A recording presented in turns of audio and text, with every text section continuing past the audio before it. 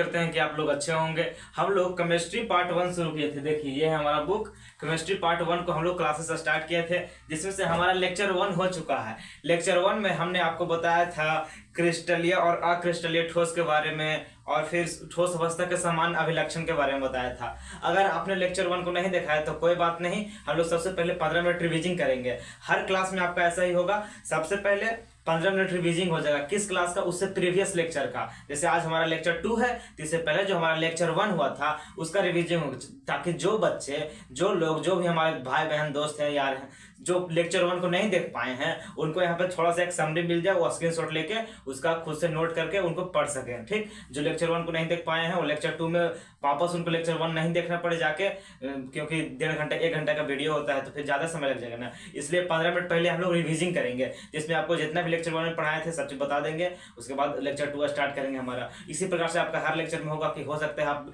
एक पिछला lecture miss कर दिए हैं, तो अगला लेक्चर में सबसे पहले जो पिछले लेक्चर में पढ़ाया गया, अगर लेक्चर 3 में हम लोग हैं तो लेक्चर 2 में जो हम आपको मेन रूप से पढ़ाए हैं उसको हम लोग पहले 15 मिनट रिवीजिंग कर लेंगे, 15 मिनट आपको बता देंगे। ठीक, तो लेक्चर 1 में हम आपको बताया था कि केमिस्ट्री को किस प्रकार से हम लोगों को पढ़ना है। केमिस्ट्री पार्ट 1 है 12th का, जिसका नाम है रसायन भाग 1, जिसमें टोटल चैप्टर्स की संख्या 9 है। पहला चैप्टर जिसका नाम है ठोस अवस्था, उसमें टोटल 11 टॉपिक पढ़ना है हम लोगों को, जिसमें पहला और दूसरा टॉपिक हम आपको समझा दिए थे। आज आपको तीसरा चौथा टॉपिक। अगर आप नोट्स बनाए हैं तो बहुत अच्छी बात है, अगर नोट्स नहीं बनाए हैं तो हम यहाँ पे आपको कहेंगे कि स्क्रीनशॉट ले लीजिए, स्क्रीनशॉट लेके आप लोग बाद में नोट्स बना लीजिएगा। ठीक, यदि आप साथ साथ में कलम कॉपी लेकर नोट्स बनाते चलेंगे ना तो बहुत अच्छा होगा, बहुत अच्छा होगा, ताकि आपकी परीक्षा के समय कोई भी दिक्कत नहीं हो। खुद से नोट्स बनाने से क्या होगा, लिखने का प्रैक्टिस हो जाएगा आपको। अगर आप खुद से नोट्स नहीं बनाएंगे तो आप पढ़ तो सकते हैं, हम आपको नोट्स दे देंगे।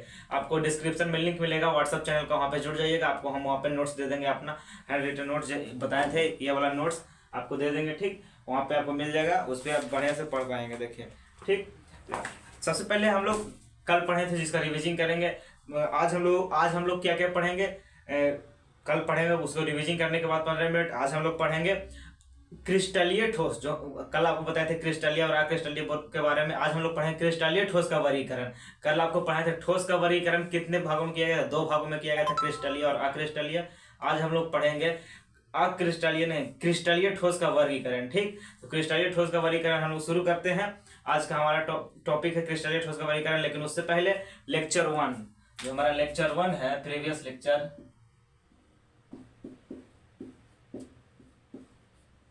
इसका पहले हम लोग 1 शॉट रिवीजन देख लेते हैं, क्या क्या हम लोग पढ़े थे लेक्चर 1 में। ठीक, तो चलिए देखते हैं।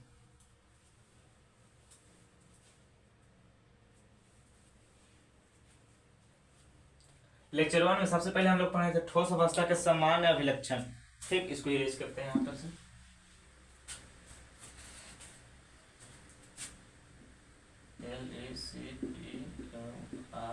लेक्चर 1, इसमें सबसे पहले हम लोग क्या पढ़े थे, ठोस अवस्था का सामान्य अभिलक्षण। ठीक, उसके बाद हम लोग पढ़े थे, पहला टॉपिक था टोटल हम लोगों को क्लास 11 का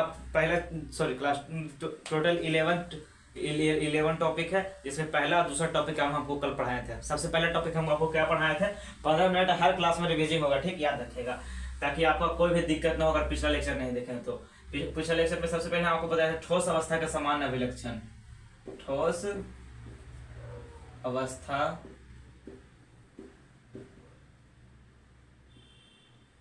के सामान्य, ठोस अवस्था के सामान्य अभिलक्षण।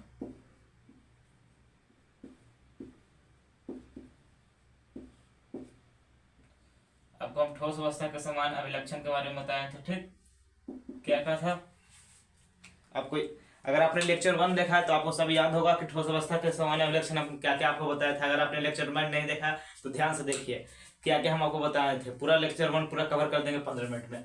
सबसे पहले हम आपको बताए थे, टोटल 5 को बताए थे। पहला बताए थे कि इसका आयतन और आकार निश्चित होता है, जो ठोस अवस्था होता है। देखिए, हम पूरा डीपली तो नहीं समझाएंगे, क्योंकि हम लेक्चर 1 में डीपली पूरा समझा दिए हैं। अगर आप पूरा डेप्थ तरीके से बढ़िया से समझना चाहते हैं कि माइंड में पूरा एकदम 100% क्लियर हो जाए, तो आप लेक्चर 1 देख लीजिए, मात्र 1 घंटा का लेक्चर है। अगर आप लेक्चर 1 नहीं देख सकते हैं, आप याद कर लीजिएगा या फिर समझ जाइएगा। अब यहाँ पे पूरी तरह समझाने का प्रयास करेंगे, अगर समझ जाइएगा तो फिर यहाँ से भी समझ जाइएगा। 15 मिनट में तो टोटल रिकॉर्ड हो जाएगा। ठीक, पहला क्या बताया था कि इसका आयतन और आकार निश्चित होता है। जो ठोस अवस्था होता है उसका बताया था कि इसका आयतन और आकार निश्चित होता है, मतलब कि ये ठोस कोई चीज है, मान लीजिए कि पत्थर है, पत्थर, तो इसका आयतन और आकार निश्चित हो इसी आकार में रहेगा, चाहे इसको गिलास में रखे, कटोरा में रखे, थाले में रखे, बोड़ा पे रखे, खुले में रखिए, इसी आकार का रहेगा। अगर इस प्रकार से ईटा है, पत्थर है, तो इसी प्रकार से रहेगा। और अगर ये 1 kg का है तो कहीं पे रखिए, किसी भी चीज में रखिए, 1 ही kg का रहेगा। ऐसा नहीं कि आधा उड़ जाएगा हवा में या फिर कम हो जाएगा। तो क्या बताया था कि सबसे पहला कि इसका आयतन और आकार क्या होता है, निश्चित होता है। ठीक, बताया था आप लोग को आयतन और आकार निश्चित होता है। 1 शॉर्ट रिवीजन 15 मिनट में पूरा देख लेते हैं। ठीक, अगर आपने लेक्चर 1 देखा है तो आपका रिवीजन हो जाएगा, अगर आपने लेक्चर 1 नहीं देखा तो समझिए। पहला बताया था कि इसका आयतन और आकार, इसका आयतन और आकार क्या होता है, निश्चित होता है।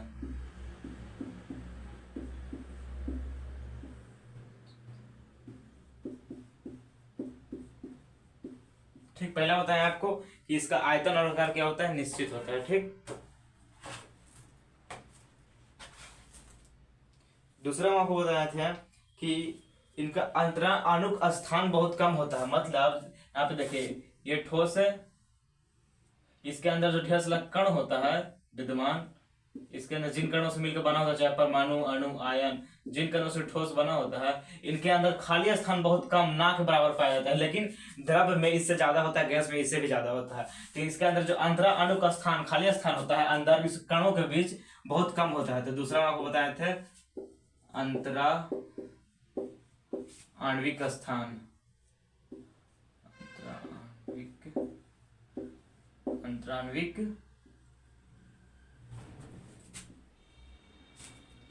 स्थान बहुत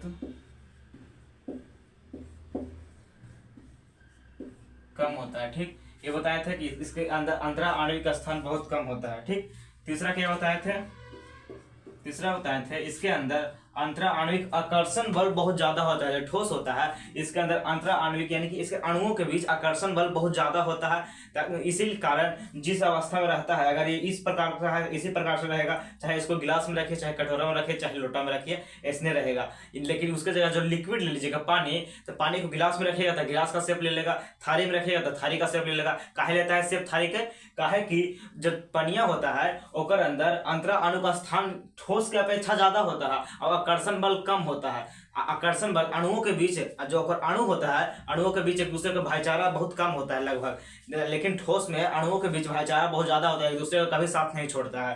ठीक, इसके अणुओं के बीच दम गहरा संबंध, दम गहरा भाईचारा, दम दोस्ती, जिगरी यारी रहता है। यानी कि जिस शेप में रहता है, जिस शेप में रहता है उसी शेप में रहता है, इसका शेप चेंज नहीं होता। लेकिन जो द्रव्य होता है उसमें शेप चेंज हो जाता है, क्योंकि उसके अणुओं के बीच दोस्ती उतना गहरा नहीं। बस ऐसे हाँ लिखो, फिर कहाँ क्लासमेट है बस। ठीक, तो चलिए इसका तीसरा क्या होगा, अंतरा आणविक या अंतरा अणु का स्थान, या फिर अंतरा अणु का आकर्षण बल भी लिख सकते हैं, या अंतरा आणविक बल, अंतरा आणविक बल ज्यादा होता है।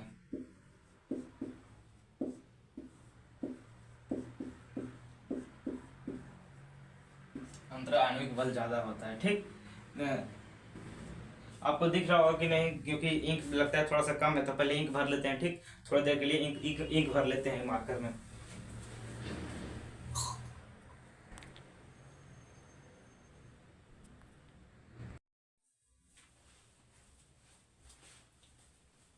देखिए, इसका चौथा होगा कि इनके अवयवी कणों का स्थिति निश्चित होती है। ठीक, चौथा क्या होगा कि अवयवी कणों का स्थिति निश्चित होती है। अवयवी कणों का स्थिति निश्चित होती है। ठीक, कणों का स्थिति निश्चित होती है।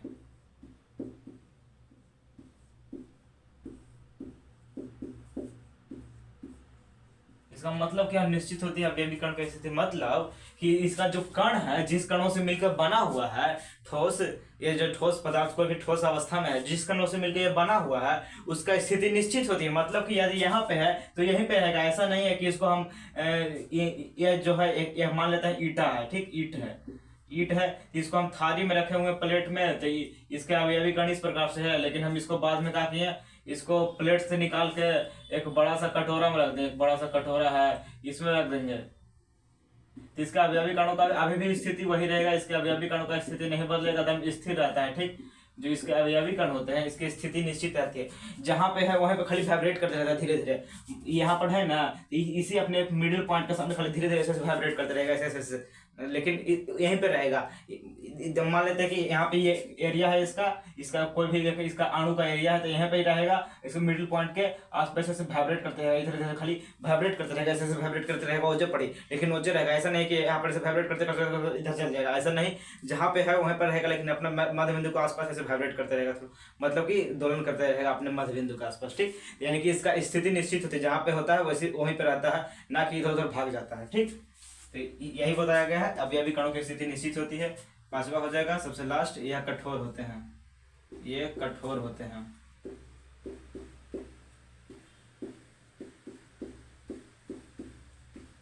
चलिए ये हो गया ठोस अवस्था सामान्य अभिलक्षण, इसके बारे में और बेहतरीन ढंग से हम लेक्चर 1 में समझा दिए हैं। अगर आप लेक्चर 1 नहीं देखे हैं तो फिर आप बहुत बड़ा मिस कर रहे हैं, उसको देख लीजिएगा, यहाँ से आपको समझ में तो आ जाएगा, लेकिन लेक्चर 1 में और बेहतरीन ढंग से, जो बेहतरीन ढंग से एकदम पूरी तरह से कॉन्सेप्ट क्लियर हो जाने के बाद ही कुछ हो रहा है, एक भी डाउट नहीं बच जाता है, ठीक। अगर आपने लेक्चर 1 देखा है तो आपका रिविजिंग हो रहा है, आप पूरा रिवाइंड कर ले रहे हैं, ठीक। ये बताए थे आपको हम लेक्चर 1 में बताए थे। अब बताते हैं जो ठोस होता है इसको आंतरिक संरचना के आधार पे, जो अंदर इसका संरचना होता है, कणों का संरचना, अंदर कण क्या होता है आपको बताया ना कि इस प्रकार से ये ठोस है, इसके अंदर जिन जिन चीजों से मिलकर ये बना होता है, जिन परमाणुओं से, जिन अणुओं से मिलकर बना होता है वही होगा। मान लीजिए कि ये पत्थर नहीं है, एक अथी है, गुटका है, लोहा का गुटका है, यानी कि लोहा के एटम से बना होगा, लोहा के एटम यानी कि लोहा के परमाणु से बना होगा, अंदर खाली Fe लोहा का परमाणु होगा। तो जिस प्रकार से जिस चीज से बना है उसे, तो जिस चीज से ये बना है अंदर उसे को कहते हैं इसका कण, इसका क्रिस्टल, ठीक। तो क्रिस्टलों की संरचना के आधार पर ठोस दो प्रकार का होता है कणों की संरचना के आधार पर, पहला क्रिस्टलीय ठोस, दूसरा अक्रिस्टलीय ठोस। आपको हम बताए थे क्रिस्टलीय और अक्रिस्टलीय बारे में भी लेक्चर 1 में, क्रिस्टलीय के बारे में बताए थे आपको, क्रिस्टलीय,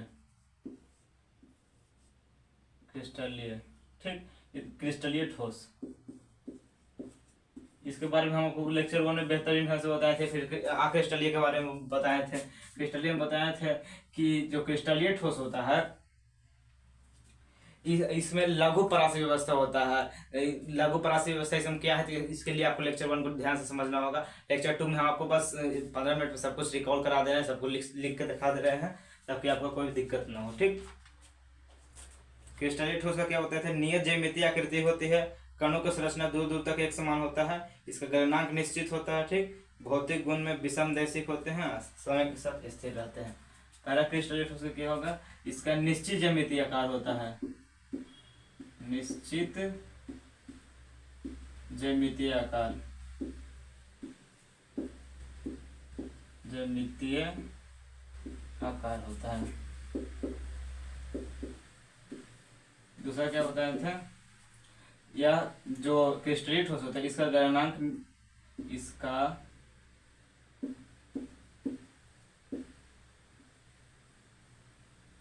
गलनांक निश्चित होता है।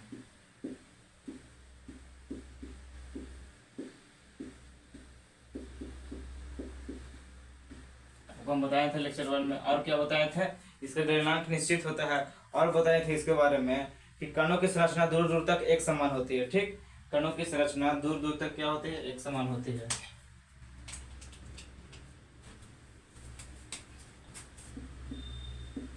कणों की संरचना एक समान होती है, ठीक, एक समान, दूर दूर तक एकदम एक समान होती है, मान होती है। जो क्रिस्टलीय ठोस होते हैं इसके कणों की संरचना एक समान होती है। और क्या बताया था, और बताया था कि इसके कणों की संरचना ऐसे, इसमें दीर्घ परासी व्यवस्था होती है। दीर्घ, अब दीर्घ परासी क्या है तो इसके बारे में बेहतरीन ढंग से पूरे समझ तो बता ही नहीं कि लेक्चर 1 देख लीजिए। अगर लेक्चर 1 देखें तो आप समझ रहे होंगे दीर्घ परासी के बारे में बता रहे थे। कणों के बीच की दूरी थोड़ा ज़्यादा होता है, पूरे सभी पूरा बड़ा स्तर पे सेम रहता है, दीर्घ परासी व्यवस्था कहते हैं। ठीक, दीर्घ परासी होता है। ठीक, दीर्घ परासी। और क्या बताए थे क्रिस्टलीय ठोस के बारे में, यह स्थिर होता है। स्थिर, ये ज्यादा इम्पोर्टेंट नहीं होगा। ठीक, हाँ, इसका गलनांक हो गया। भौतिक गुण में विषम दैशिक होता है। ठीक, या क्या होता है, विषम दैशिक होता है। भौतिक गुण में विषम दैशिक होता है।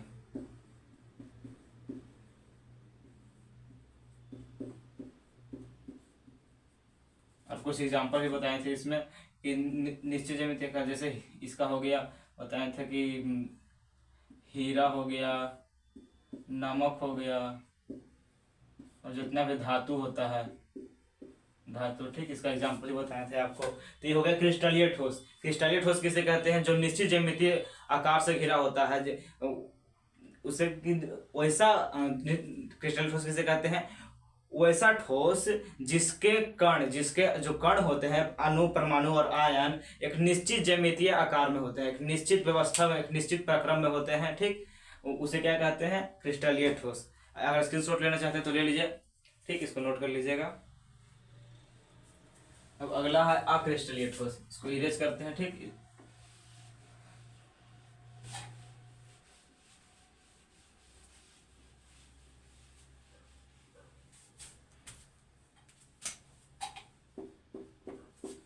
अक्रिस्टलीय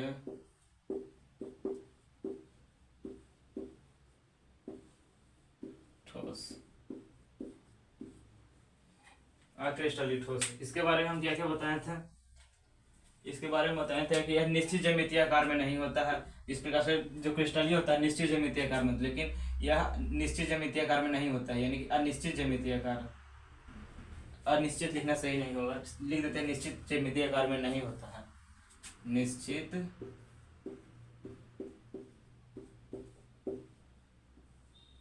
ज्यामितीय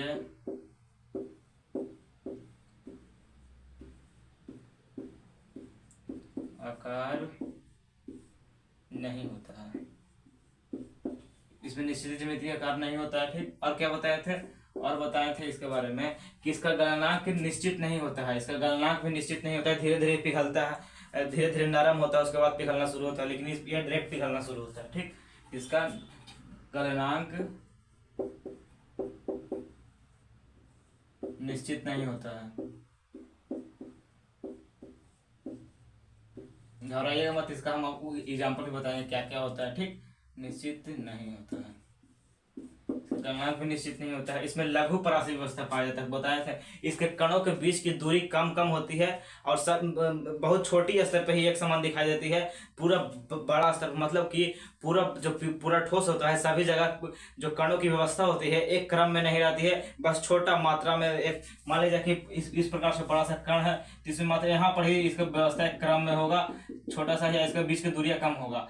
लेकिन बड़ा स्तर पे नहीं होता, कोई इधर होगा बड़ा सा, कोई इधर छोटा सा, मतलब पूरा बड़ा सा जो छोटा सा होता है, इसलिए इसमें लघु परासी व्यवस्था कहते हैं। लेकिन जो क्रिस्टलीय ठोस होता है उसमें दीर्घ परासी व्यवस्था होती है। इसका सभी का आकार सेम रहेगा। ठीक, लेकिन दोनों का बीच का जो दूरी होगा ज्यादा रहता है, दीर्घ परासी व्यवस्था होगा। अब पूरे बड़ा स्तर पर जितना भी ठोस होगा सभी में एक जैसा संरचना दिखाई पड़ेगा, एक समान प्रक्रम को फॉलो करेगा। ठीक, ये बताए थे। तो इसमें लघु परासी व्यवस्था हो जाएगा, लघु परासी होता है। और क्या होता है, लघु परासी होता है, यह समदैशिक होता है। ठीक, सभी दिशाओं से देखने पर एक समान प्रतीत होता है। जितना भी भौतिक गुण देखिएगा तो समदैशिक होता है, मतलब कि सभी दिशाओं से देखने पर एक समान प्रतीत होता है। और भौतिक गुण में भी समदैशिक होता है, जिसमें आप अगर इसको कहीं से भी विद्युत दीजिए या फिर प्रकाश का अपवर्तन कराइए, मतलब जो अपवर्तनांक होता है, विद्युत का चालन होता है, सब क्या होता है, सभी जगह समान होता है। ठीक, लेकिन उसमें अलग अलग जगह अलग अलग हो जाता है दिशा बदलने पे, लेकिन सभी दिशा में समान होता है। तो इसको क्या बोलते हैं, समदैशिक। लिखेंगे समदैशिक, समदैशिक होता है। ठीक, अब इसका उदाहरण लिख देते हैं। इसका उदाहरण हम आपको बताए थे प्लास्टिक, नहीं चल रहे हैं, चेंज करते हैं। इसका उदाहरण बताए थे प्लास्टिक हो गया,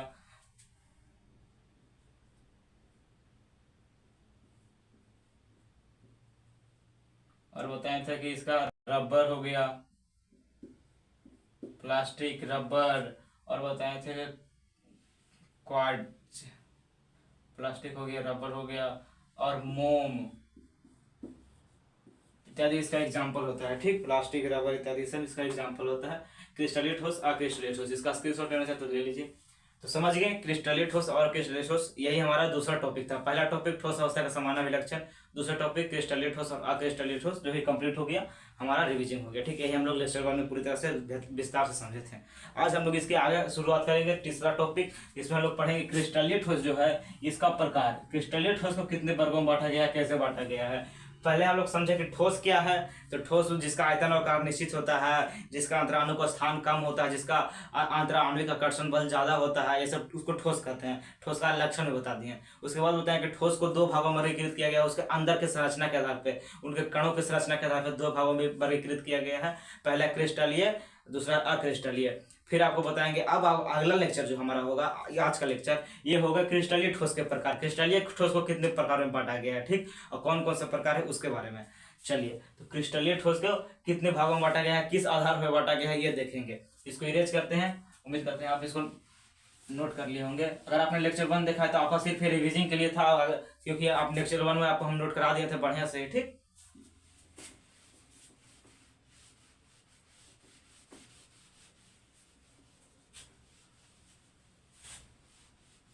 आज हमारा आज का मेन लेक्चर शुरू होता है। देख लेते हैं कितना लग गया। ज्यादा नहीं, मात्र 20 मिनट हुआ। 20 मिनट में पूरा लेक्चर 1 रिकॉर्ड हो गया। अब आगे का हमारा आज का लेक्चर को शुरू करते हैं। आज का मेन टॉपिक जो हमारा टॉपिक नंबर 3 है। टॉपिक संख्या क्या है हमारा? 3। आपको बताए थे कि इसमें हमारा टोटल कितना टॉपिक है। इस बुक का चैप्टर 1 में ठोस अवस्था में टोटल 11 टॉपिक है, जिसमें से 2 टॉपिक को हम लोग कल कवर किए थे, आज भी एक शॉर्ट में कवर कर लिए। तीसरा टॉपिक है जिसका नाम है क्रिस्टलीय, क्रिस्टलीय ठोस का वर्गीकरण। तीसरा टॉपिक का नाम है क्रिस्टलीय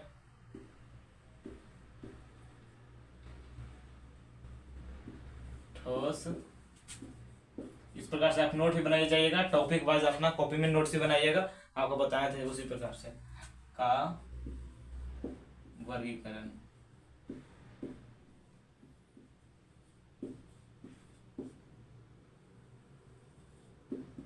हमारा टॉपिक नंबर 3 है, एनसीईआरटी बुक का टॉपिक नंबर 3 है, पहला चैप्टर का। ठीक, तो शुरू करते हैं एनसीईआरटी का वर्गीकरण। तो किस आधार पर इसका वर्गीकृत किया गया? तो देखिए, जो क्रिस्टलीय ठोस होता है, क्रिस्टलीय ठोस आपको बताया ना, क्रिस्टलीय ठोस इस प्रकार से ये हो गया। इसके जो अंदर का कण होता है एक निश्चित पैटर्न फॉलो करता है। ठीक, एक निश्चित पैटर्न में होता है, एक निश्चित पैटर्न में होता है। ठीक, इसको गोदना गोद देते हैं, एक निश्चित पैटर्न में एकदम। हाँ, देखिए एक निश्चित पैटर्न में। ठीक, तो इसी कहते हैं क्रिस्टलीय ठोस। तो क्रिस्टलीय ठोस का वर्गीकरण किया गया है। ये जो अंदर जो कणवा है इसका, जिस कणों से मिलकर बना होता है, एक कणवा का बीच में आपस में कितना दोस्ती है, एक दूसरे को पकड़ के रखने की कितना क्षमता है, बल कितना है, एक दूसरे को, एक कण है इसके आधार एक दूसरे को पकड़ के रखने की कितना क्षमता है, कितना बल है, इसी आधार पर इसको वर्गीकृत किया गया है। क्रिस्टलीय ठोस क्या है? क्रिस्टलीय ठोस है। इसके अंदर जो इसका कण है जिससे बना हुआ है, इसके अंदर एक दूसरे में कितना भाईचारा है, एक दूसरे को पकड़ कर रखने की कितना क्षमता है, कितना बल है, इसी बल के आधार पर इसको वर्गीकृत किया गया है। ठीक, तो समझ गया। क्रिस्टलीय ठोस के कणों के बल के आधार पर इनका जो आंतरिक कण है, इनके बल अंतराणु आकर्षण बल, ठीक, अंतराणविक आकर्षण बलों के आधार पर इसको वर्गीकृत किया गया है टोटल 4 भाग में। ठीक, 4 भाग में बताते हैं किस कौन कौन है। इसको 4 भाग में वर्गीकृत किया गया है। ठीक, लिख देते हैं क्रिस्टलीय ठोस। क्रिस्टलीय ठोस तो ये है, लिखते हैं क्रिस्टलीय ठोस हो गया हमारा क्रिस्टलीय ठोस। इसको किस आधार पे? तो अंतरा आणविक आकर्षण बल। ठीक, अंतरा आणविक आकर्षण बल, जिससे अणुओं के बीच कितना एक दूसरे के साथ दोस्ती है, कितना बल है, अंतरा आणविक आकर्षण बल। ठीक, इसके आधार पे 4 भागों में वर्गीकृत किया गया है। किस आधार पे? अंतरा आणविक आकर्षण बल, अंतरा आणविक बल के आधार पर। ठीक,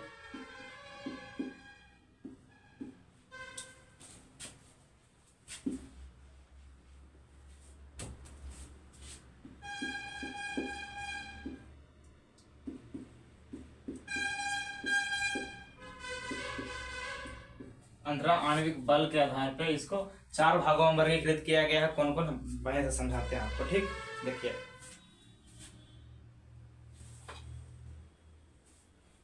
पहला, दूसरा, तीसरा, चौथा। ठीक, पहला है जिसको कहा जाता है आयनिक ठोस। पहला क्या है? आयनिक ठोस। ठीक, दूसरा क्या है? धात्विक ठोस। तीसरा सहसंयोजक ठोस और चौथा है आणविक ठोस। आयनिक ठोस और आणविक ठोस। आणविक ठोस मतलब कि अणुओं से मिलकर बना, और आयनिक ठोस मतलब जैसे आयनों से मिलकर बना होता है। समझाते हैं? नहीं समझ में आया होगा, बेहतरीन ढंग से समझाते हैं। क्रिस्टलीय ठोस को आंतरिक बलों के आधार पर, अंतराणुक आकर्षण बल, अंतराणविक बलों के आधार पर 4 भागों में वर्गीकृत किया गया है। पहला है आयनिक ठोस। आयनिक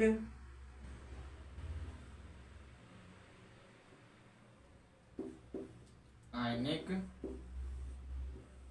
ठीक, पहला क्या है? आयनिक ठोस। दूसरा है आयनिक ठोस के बाद धात्विक ठोस। धात्विक, ठीक, धात्विक ठोस। दूसरा है धात्विक ठोस। तीसरा क्या होगा? तीसरा है सहसंयोजी ठोस। सहसंयोजी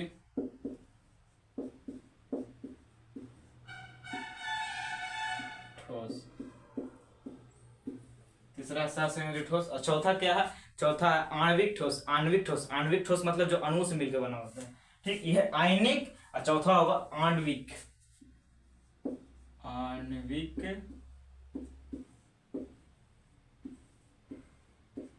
ठोस, चौथा है आणविक ठोस। ठीक, चारों ठोस को समझते हैं बढ़िया से। ये चारों है क्या? चारों क्रिस्टलीय ठोस ही है। ठीक, क्रिस्टलीय ठोस को आंतरिक बलों के आधार पर 4 भागों में वर्गीकृत किया गया। पहला है आयनिक ठोस। ठीक, पहला हो गया। आयनिक ठोस किसे कहते हैं? जिसके अवयव जिन कणों से मिलकर बना होता है, जो क्रिस्टलीय ठोस होता है। आपको बताया था कि इस प्रकार से ये हो गया, ये हमारा एक सही पैटर्न में रहेगा। ठीक, ये हमारा क्रिस्टलीय ठोस हो गया। तो क्रिस्टलीय ठोस जिन कणों से मिलकर बना है, अंदर का जो कण है, कणों को जिन कणों से मिलकर बनता है, वो कण यदि आयन हो तो उसे आयनिक ठोस कहेंगे। ठीक, यानी कि हम आपको लिखेंगे जिसके कण, कण यानी कि अवयव, कण को ही अवयव कहा जाता है। ठीक, अवयव आयन हो,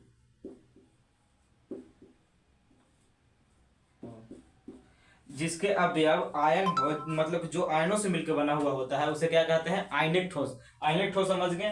क्रिस्टलीय ठोस को 4 भागों में वर्गीकृत किया गया है। पहला है आयनिक ठोस। आयनिक ठोस मतलब जिसके कण, वह सब ठोस जिसके कण, जो छोटे छोटे कण जिन कणों से मिलकर बना होता है, वो कण यदि आयन होता है तो उसे आणविक ठोस कहते हैं। ठीक, यदि कण आयन हो तो उसे क्या कहेंगे? आणविक ठोस। जैसे K2SO4 एग्जाम्पल लेते हैं, K2SO4, ठीक, ZNS और K2SO4 है। ठीक, ये हो गया आणविक ठोस। और NaCl भी हो जाएगा, नमक भी, NaCl नमक भी हो जाएगा। ठीक, ये हो गया आणविक ठोस। दूसरा है धात्विक ठोस। धात्विक ठोस क्या है?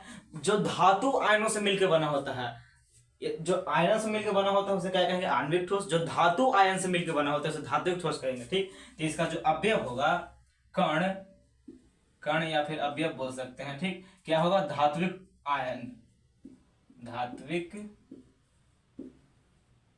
आयन। धात्विक आयन किसे को कहते हैं? धात्विक आयन मतलब पॉजिटिव, धनात्मक। धात्विक आयन जो धनात्मक होता है उसे धात्विक कहते हैं, और जिसके पास ऋणात्मक होता है उसे अधातु कहते हैं। तो 10वां में ही पढ़े थे। तो धात्विक आयन समझ गए? धात्विक आयन से मिलकर बना होता है। धात्विक आयन जो कण होता है उससे मिलकर बना होता है, उसे कहेंगे धात्विक ठोस। ठीक, इसका एग्जाम्पल क्या हो जाएगा? धात्विक ठोस का जितना भी धातु है, जैसे चांदी ले लीजिए, सोना ले लीजिए, कॉपर ले लीजिए, ठीक, जिंक ले लीजिए, जितना भी ठोस होगा ना, जितना भी धातु है ना, जितना भी धातु का आप नाम जानते हैं, सभी क्या हो जाएगा? धात्विक ठोस का। तीसरा सहसंयोजी ठोस। दो को समझ गए हैं? क्रिस्टलीय ठोस को आंतर आणुक बल के आधार पर, अंतरा आणविक बल के आधार पे 4 भागों में वर्गीकृत किया गया है। पहला आयनिक ठोस। आयनिक ठोस किसे कहेंगे? जिसके अवयव, जिसके कण जिन कणों से मिलकर बना होता है ठोस, जिस ठोस के अवयव आयन हो उसे आयनिक ठोस कहेंगे। जिस ठोस के अवयव आयन हो उसे आयनिक ठोस कहेंगे, जैसे K2SO4 ZnS NaCl। दूसरा है धात्विक ठोस। धात्विक ठोस किसे कहेंगे? वैसा ठोस जिसके कण यानी कि अवयव धात्विक आयन हो। वैसा ठोस जिसके अवयव धात्विक आयन हो उसे कहेंगे क्या?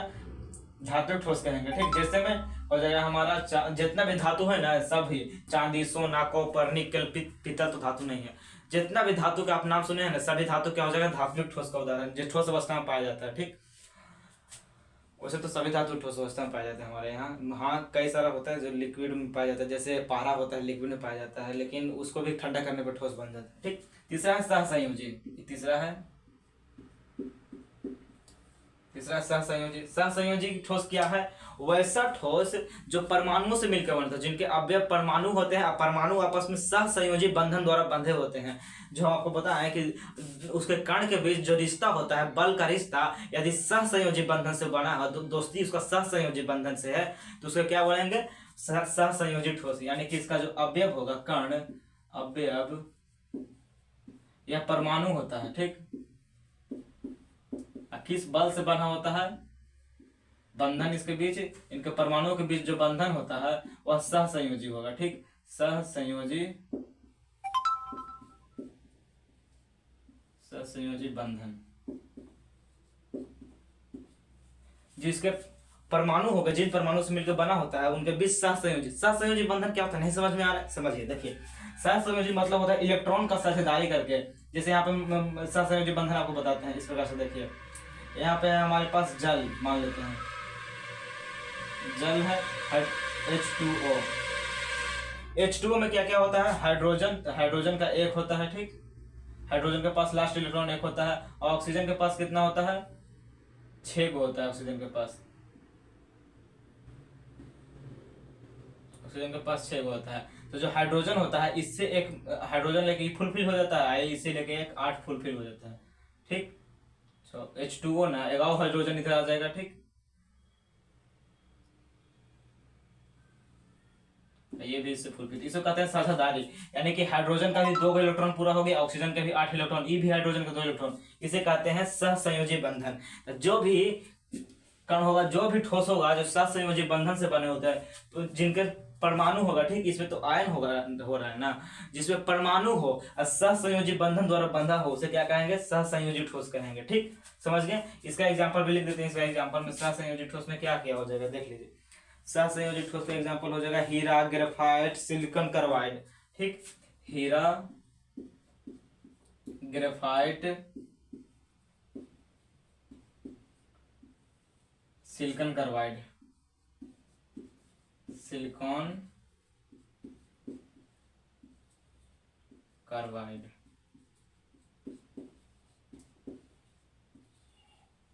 हीरा, ग्रेफाइट, सिलिकॉन कार्बाइड, इसमें क्या हो गया?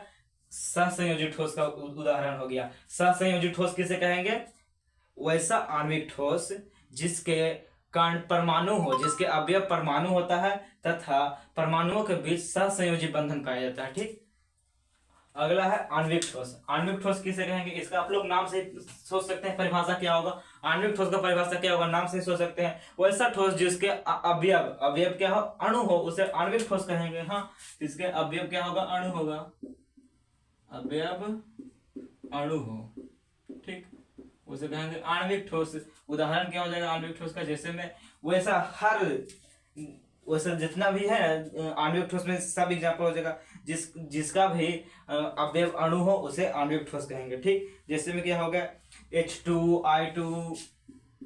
H2 ये भी अणु है। ठीक, Cl2, ठीक, I2, ये सब जितना भी हो गया ना, ये सब क्या होगा जिसमें टू टू लगा रहता है ना, अणु हो रहता है, टू टू लगा रहता है। जैसे सेम बंधन अणु अणु के बारे में जानते होंगे। जैसे में क्लोरीन मिलके आपस में क्लोरीन का अणु बनाता है, ऑक्सीजन मिलकर ऑक्सीजन का अणु बनाता है।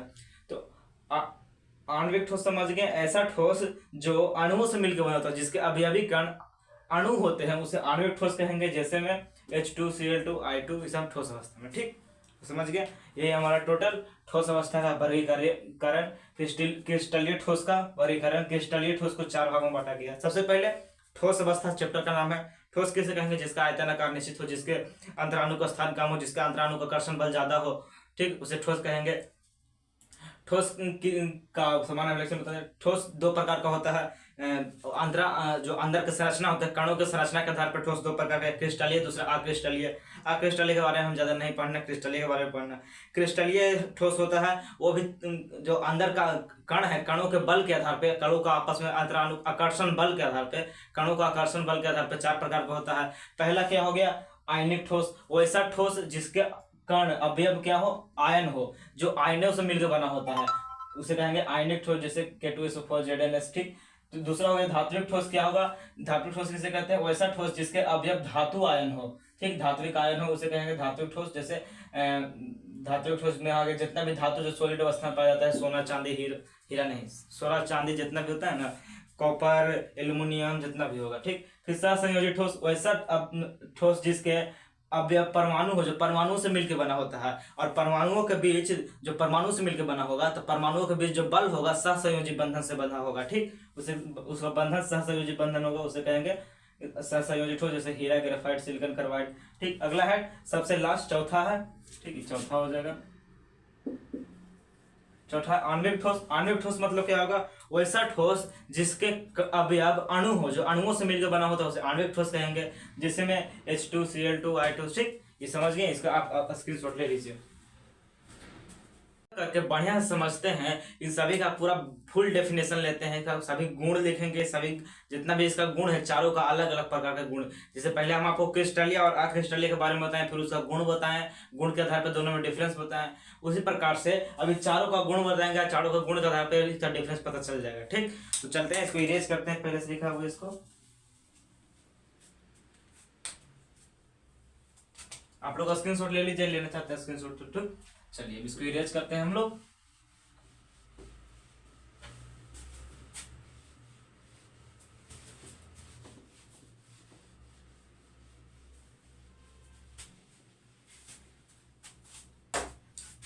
देखिए, इसके जो बलों के आधार पर 4 भागों में वर्गीकृत किया गया है। सबसे पहले क्या बताए थे? आयनिक ठोस। उसके गुणों को देखते हैं, उसमें क्या क्या होता है। ठीक, सबसे पहला क्या है? आयनिक।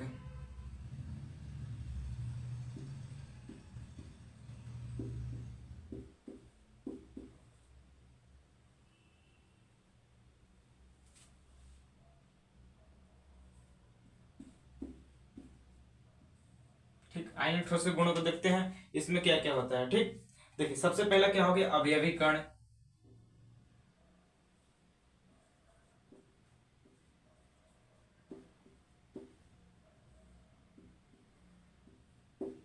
ये सब आपके लिए लिख रहे हैं ताकि आप इसको लिख सकें और इसको नोट डाउन करने अपने कॉपी में। काफी महत्वपूर्ण है, चारों का अलग अलग गुण है, जितने सारे लिख लीजिएगा अपने कॉपी में। ठीक, नोट डाउन कर लीजिएगा। सबसे पहला क्या होगा? अवयवी कण। फिर क्या हो गया? अवयवी कण के बाद प्रकृति गलनांक। दूसरा हो जाएगा प्रकृति, इसका प्रकृति कैसा है। ठीक, तीसरा हो जाएगा गलनांक। अवयवी कण इसका क्या होगा? आयन होगा। ठीक, आयन। इसकी प्रकृति कैसी होती है? जो आयनिक ठोस होती है, इसकी प्रकृति क्या होता है? कठोर व भंगुर। कठोर व भंगुर।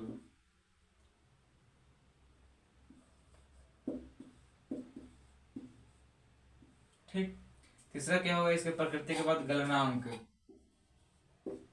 कितने डिग्री सेल्सियस पे टेम्परेचर पे पिघलता है, ये होता है गलनांक। ठीक, तो गलनांक इसका क्या होता है, गलनांक इसका निश्चित होता है। ठीक, इसका गलनांक उच्च होता है, उच्च ज्यादा होता है। ठीक, ज्यादा गर्म करने पे पिघलता है तो इसका गलनांक उच्च होता है। ठीक, ज्यादा उच्च नहीं, सिर्फ उच्च लिखा गया है। ठीक, तो इसका गलनांक उच्च होता है। चौथा क्या हो जाएगा,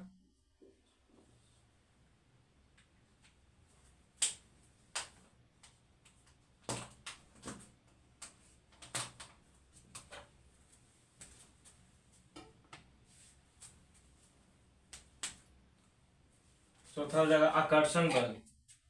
आकर्षण बल,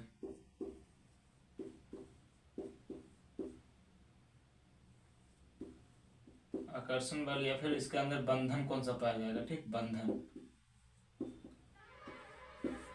तो देखिए, क्योंकि क्या है आयनिक ठोस है तो इसके अंदर कौन सा बंधन पाया जाएगा, आयनिक, यानी प्लस माइनस में जो स्थिर विद्युत कहते हैं, इलेक्ट्रोस्टैटिक। इलेक्ट्रोस्टैटिक आकर्षण बल इसके कणों के बीच होता है। जितने भी आयनिक आयनिक ठोस के जितने भी कण होते हैं, सभी कणों के बीच, जिन कणों से मिलकर बना होता है उनके बीच इलेक्ट्रोस्टैटिक यानी कि स्थिर वैद्युतिकी आकर्षण बल लगता है। ठीक, प्लस माइनस वाला। ठीक, तो क्या बोलेंगे, स्थिर वैद्युतिकी।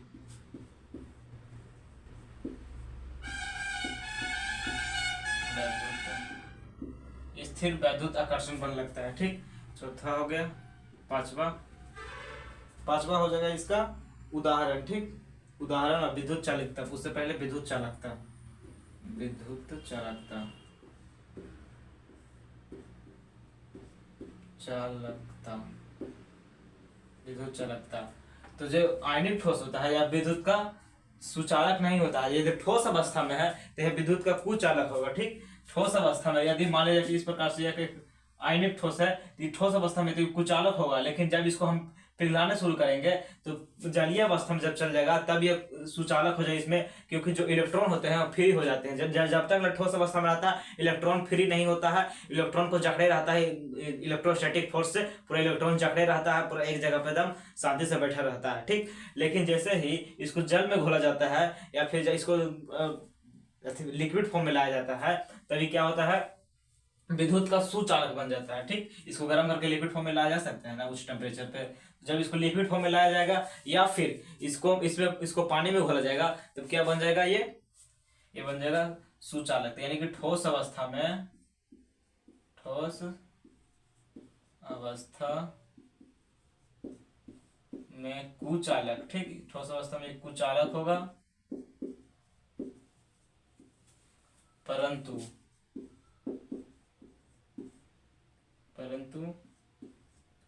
जलीय अवस्था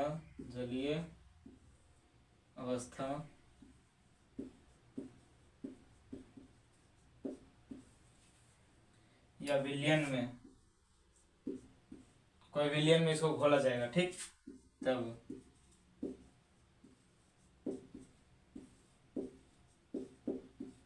सुचालक हो जाएगा।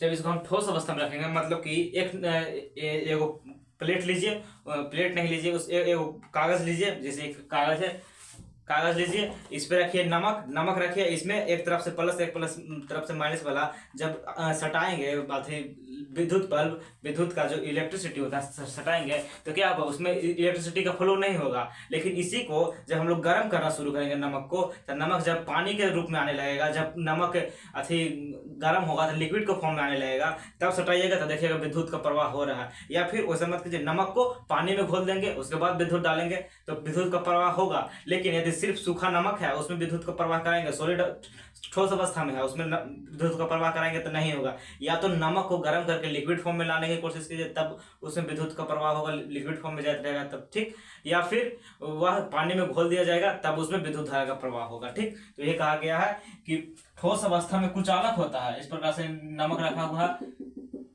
प्लेट में कुचालक है, लेकिन जब इसको हम पानी में इसको घोल दिए, ठीक, पानी में इसको घोल दिया तब ये सुचालक बन जाएगा। ठीक, गिलास है, ठीक, इस पानी में घोल दिया तो सुचालक बन जाएगा। या फिर इसको प्लेटों पे नीचे से आग देने लगे, ठीक, नीचे से क्या देंगे, बरने से आग दे रहे हैं, गर्म कर रहे हैं, ठीक, नीचे से आग जला दिया गया, गर्म करने लगेंगे तब ये सुचालक बन जाएगा। इसमें विद्युत धारा सटाएंगे तो विद्युत धारा का प्रवाह होगा। लेकिन जब तक ये सूखा इस प्रकार से रखा था तब तक ये सुचालक नहीं था, क्योंकि ठोस अवस्था में था। गर्म करेंगे तो क्या हो जाएगा, लिक्विड फॉर्म में चला जाएगा द्रव अवस्था में, तभी सुचालक बन जाएगा, या फिर इसको पानी में घोल देंगे विलयन में, तब ये चला जाएगा कहाँ पे, तभी इसमें विद्युत का सुचालन हो जाएगा। ठीक, विद्युत का सुचालक बन जाएगा। तो समझिए विद्युत का ये नॉर्मली ठोस अवस्था में कुचालक होता है, लेकिन लिक्विड फॉर्म में या फिर किसी विलयन में घोलने पर यह सुचालक बन जाता है, इसके अंदर फिर इलेक्ट्रॉन चल जाता है। ठीक, इसका एग्जाम्पल लिख देते हैं, उदाहरण, छठा हो जाएगा उदाहरण।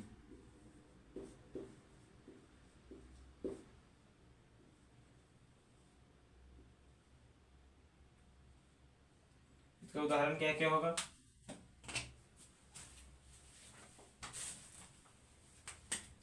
इसका उदाहरण हो जाएगा ZNS। इसका उदाहरण में ZNS नहीं है, हाँ है K2SO4 ZNS और NaCl, K2SO4 NaCl यानी कि नमक जिसका हम बात कर रहे थे। ठीक, ये सब इसका उदाहरण हो जाएगा। तो ये सब इसका गुण हो गया। पहला समझिए ध्यान से ध्यान से समझिए, समझने पर फोकस कीजिए, लिख लीजिएगा, आपको हम हट जाएंगे, स्क्रीनशॉट ले लीजिएगा, इसको उतार लीजिएगा। ठीक, या फिर वीडियो को पॉज करके आप उतार लीजिएगा, या फिर स्क्रीनशॉट लेके बाद में आप लिख सकते हैं, अभी कलम कॉपी नहीं लिए हैं। समझिए ध्यान से, क्रिस्टलीय ठोस का वर्गीकरण किया गया है 4 भागों में। पहला है आयनिक ठोस। ठीक, क्या हो जाएगा, पहला आयनिक ठोस। दूसरा क्या है, दूसरा है धात्विक ठोस। तीसरा है सहसंयोजित ठोस और चौथा है आणविक ठोस। आणविक मतलब कि अणु से मिलकर बना होता है, और आयनिक मतलब आयन से मिलकर बना हो। आयनिक ठोस किसे कहेंगे, वैसा ठोस जो आयनों से बना होता है, जिसके अवयवी कण आयन होते हैं, उसे आयनिक ठोस कहेंगे, जैसे में ZNS K2SO4 NaCl। ठीक, और फिर इसका गुण लिखेंगे। तो सबसे पहले इसका अवयवी कण आयन होता है। दूसरा प्रकृति इसका कठोर होता है, भंगुर मतलब तोड़ने पर टूट जाता है। जैसे खल्ली देखे ना, चौक, उसको फोड़िएगा ना तो फूट जाएगा, पूरा धुरी हो जाएगा। या फिर गाँव में गए हैं कभी, गाँव में देखिएगा ना, हलवा जोतते हैं ना, बैल वाला हलवा से या फिर फरवा से भी जोतते हैं, तो जो मिट्टी का ढेला होता है उसका फोड़िएगा, हथौड़ी मारिएगा उस पर, तो कहे फूट जाएगा, उसे कहते हैं भंगूर मतलब फूट जाएगा। ठीक, फिर जैसे नमक लिखा है NaCl, नमक का एगो ढेला लाइए, उसको मारिए, भंगूर होगा, फूट जाएगा। ठीक, हथौड़े से मारिए, नमक का ढेला लाके, काला नमक का ढेला मिलता है, उसको फोड़िएगा तो फूट जाएगा। ठीक, आकर्षण बल या फिर बंधन, तो इसमें स्थिर वैद्युत आकर्षण बल पाया जाता है, यानी कि इलेक्ट्रोस्टैटिक फोर्स इसमें पाया जाता है। इसके जो कण होते हैं आपस में इलेक्ट्रोस्टैटिक फोर्स के कारण बने होते हैं। आयन है तो इसमें प्लस माइनस वाला फोर्स लगता है। प्लस माइनस वाला जानते होंगे, इलेक्ट्रोस्टैटिक फोर्स मतलब कि प्लस माइनस वाला आपस में कूलाम का नियम के अनुसार लगाता है ना, opposite charge attract to each other, तो प्लस माइनस वाला जो लगता है वही इसका आयनों के बीच लगा जाता है। ठीक, तो कौन सा बंधन पाया जाता है, आयनिक बंधन पाया जाता है। आकर्षण बल स्थिर वैद्युत आकर्षण बल लगता है, इसको अंग्रेजी में कहते हैं इलेक्ट्रोस्टैटिक फोर्स, या फिर कूलाम का नियम, जो कूलाम ने कहा था कि opposite charge attract to each other, यानी कि दोनों को अट्रैक्ट करके रखता है, दोनों के आपस में बॉन्डिंग अच्छा रहता है। ठीक, फिर इसका गलनांक क्या होगा, उच्च होगा। इसका गलनांक उच्च होता है, यानी कि नॉर्मल टेम्परेचर पे नहीं पिघलता है, इसको जब ज्यादा हीट कीजिएगा तब पिघलेगा। घर में नमकवा देखिए ना जी, NaCl लिखा है ना, नमकवा घर में पिघला रहता है, नहीं पिघला रहता है, लेकिन जब उसको गर्म कीजिएगा गैस पे ले जाके, तो क्या होता है, पिघलने लगता है। ठीक, फिर क्या उदाहरण हो जाएगा इसका ZNS K2SO4।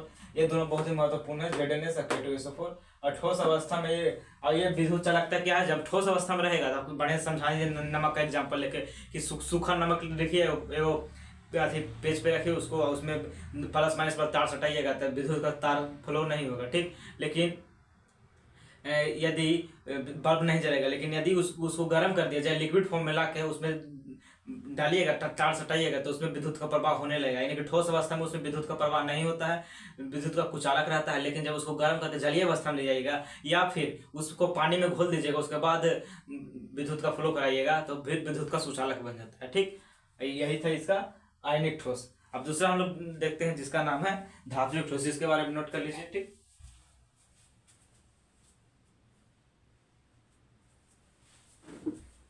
इसका स्क्रीनशॉट लीजिए। दूसरा अपडेट देखते हैं हम लोग, धात्विक ठोस।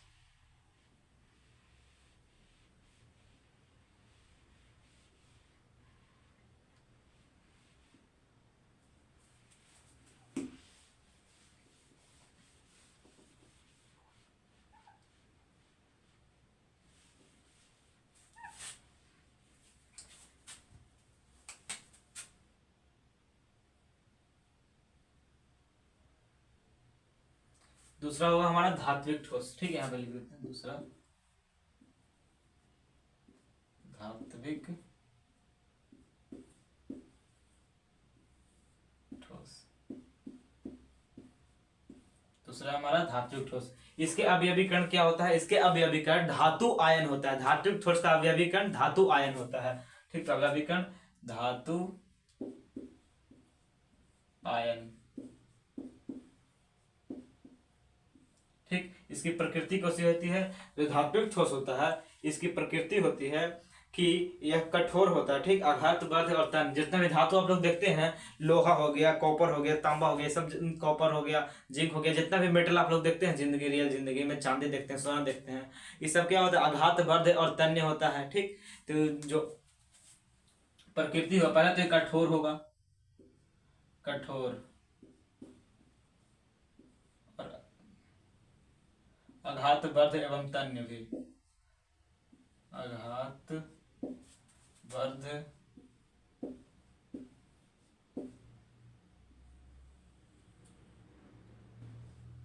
एवं तन्य।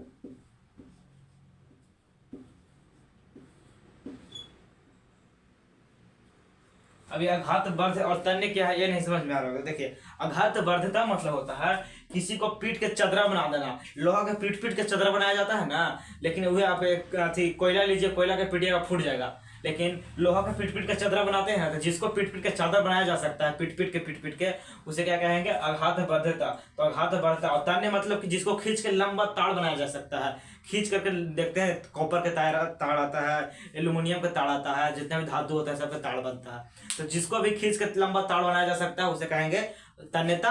और जिसमें पीट पीट के चादर बनाया जाता है उसको कहते हैं आघात बर्धता। तो जितना भी धातु होता है उसको पीट के चादर बनाया जा सकता है और उसको तीर के लंबा तार भी बनाया जा सकता है। यानी धातु आघात, बर्ध एवं तन्य होती है। ठीक, और कठोर होती है।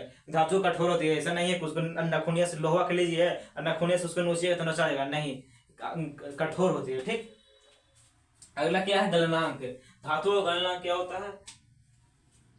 उच्च होता है। ठीक, धातु का गलनांक हो जाएगा उच्च हमारा। धातु का गलनांक साधारण उच्च, साधारण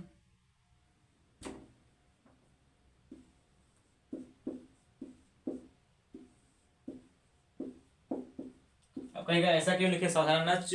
क्योंकि नॉर्मल टेम्परेचर पे भी कई सारी धातु होती है जो लिक्विड फॉर्म में पाया जाता है। जैसे पारा, पारा होता है ना, पारा, मरकरी, और नॉर्मल टेम्परेचर पे भी हाथ में रखिएगा ना तो पिघल जाएगा, लिक्विड फॉर्म में चला जाएगा।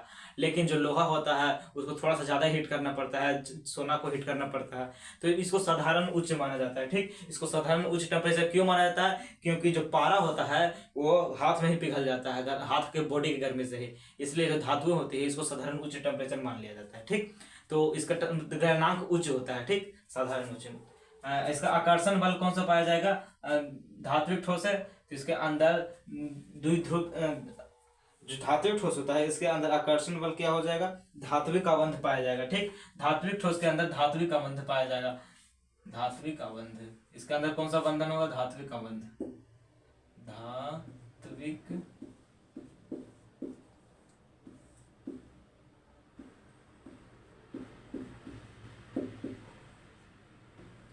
धात्विक आबंध के कारण है इसके धात्विक ठोस के सभी कणे आपस में एक दूसरे के पकड़े होता है, जकड़े होता है, यही इसके बल का कारण होता है। तो धात्विक आबंध इसका बल का कारण हो गया। ठीक, इसी के कारण एक दूसरे को पकड़े रहता है।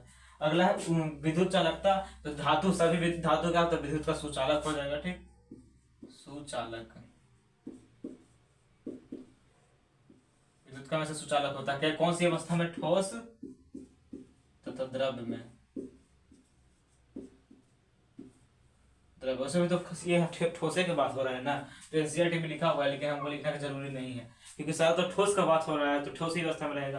तो ठोस अवस्था में सुचालक होता है। ठीक, जो धातु होती है वो सुचालक, विद्युत का सुचालक होता है। धातु विद्युत का सुचालक होता है। पहला क्या है? इसका अवयवीकरण धात्विक ठोस का धातु आयन होता है, यानी कि पॉजिटिव चार्ज वाला, धनात्मक चार्ज वाला। ठीक, प्रकृति यह कठोर होता है, आघात, बर्ध एवं तन्य होता है, इसको पीट के चदरा बनाया जा सकता है, इसको लंबत बनाया तीरा जा सकता है। ठीक, अगला आकर्षण बल या फिर बंधन। कौन सा बंधन से जुड़ा होता है एक दूसरे के साथ? तो धात्विक बंधन के साथ जुड़ा होता है। अगला विद्युत चालकता, विद्युत का सुचालक होता है। उदाहरण जितना भी धातु का आप नाम सुन रहे हैं सबका लिख दीजिए। सोना, AU, चांदी Ag, कॉपर Cu, लोहा Fe। और क्या कर सुने हैं धातु का नाम? पारा मरकरी Hg, जिंक Zn। जितना भी धातु का नाम सुने लिख दीजिए, ठीक। तो सब क्या होगा? धात्विक ठोस हो जाएगा, ठीक, जो कि ठोस अवस्था में हमारे यहाँ पाया जाता है। समझ गए धात्विक ठोस क्या है?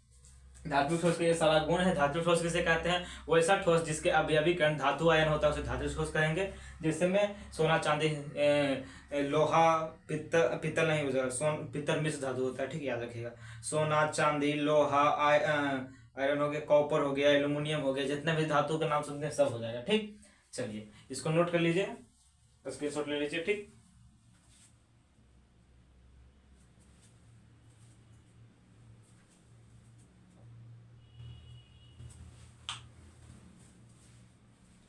हमारा तीसरा जो है धात्विक ठोस हो गया। तीसरा है सहसंयोजी ठोस, ठीक।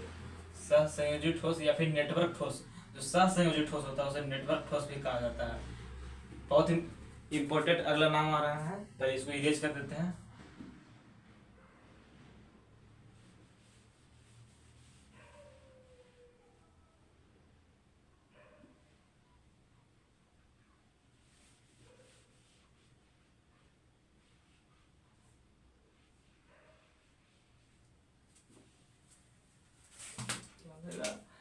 प्रकृति आकर्षण बल या फिर आबंध,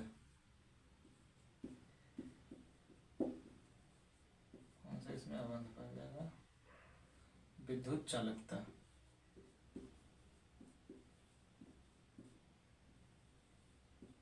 ठीक, देखिए अगला होगा तीसरा। चार को टोटल है, चारों को यही चारों को पढ़ लेंगे हम लोग पूरी तरह से, गुण सब लिख लेंगे, उसके बाद हमारा आज का लेक्चर समाप्त होगा, ठीक। तीसरा है सहसंयोजी।